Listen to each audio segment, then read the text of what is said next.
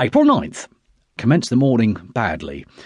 The butcher, whom we decided not to arrange with, called and blackguarded me in the most uncalled-for manner. He began by abusing me and saying he did not want my custom. I simply said, "Then what are you making all this fuss about it for?" And he shouted out at the top of his voice so that all the neighbours could hear, "Pah, go along! I could buy up things like you by the dozen." I shut the door, and I was giving Carrie to understand that this disgraceful scene was entirely her fault, when there was a violent kicking at the door, enough to break the panels.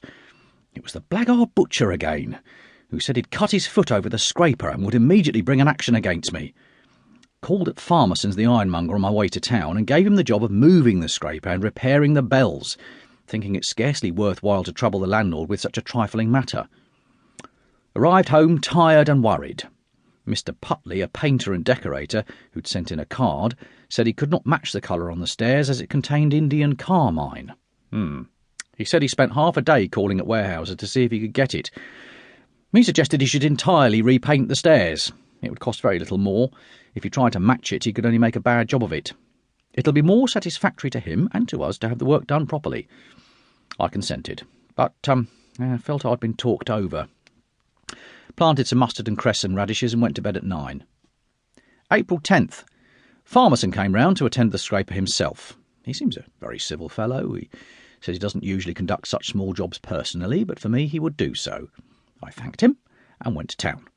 It's disgraceful how late some of the young clerks are at arriving. I told 3 of them that if Mr. Perkup, the principal, heard of it, they might be discharged. Pitt, a monkey of 17, who's only been with us 6 weeks, told me to keep my hair on. I informed him I had had the honour of being in the firm 20 years, to which he insolently replied that I looked it. I gave him an indignant look and said, "I demand from you some respect, sir." He replied, "All right, go on demanding."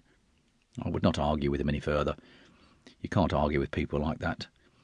In the evening, Gowing called and repeated his complaint about the smell of paint.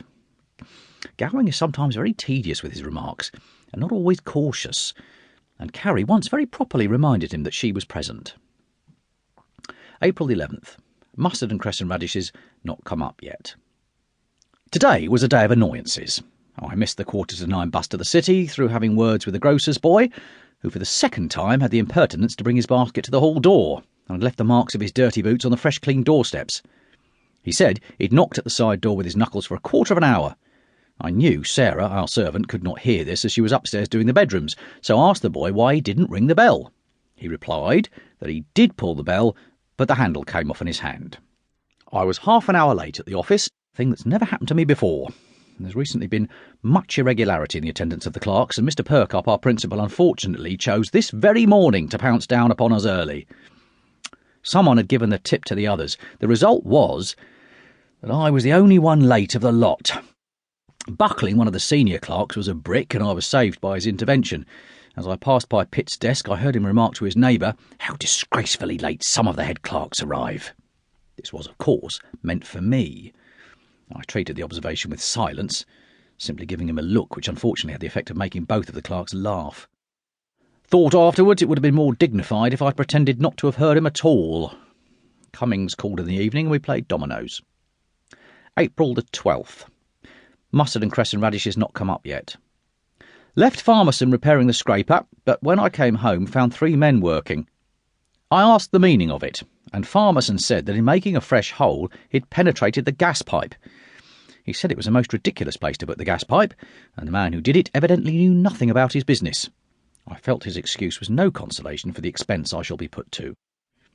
In the evening, after tea, Gowing dropped in and we had a smoke together in the breakfast parlour. Carrie joined us later, but did not stay long, saying the smoke was too much for her.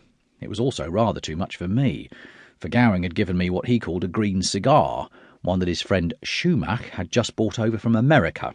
The cigar didn't look green, but I fancy I must have done so, for when I had smoked a little more than half, I was obliged to retire on the pretext of telling Sarah to bring in the glasses. I took a walk round the garden 3 or 4 times, feeling the need of fresh air. On returning, Gowing noticed I was not smoking, offered me another cigar, which I politely declined. Gowing began his usual sniffing, so anticipated him.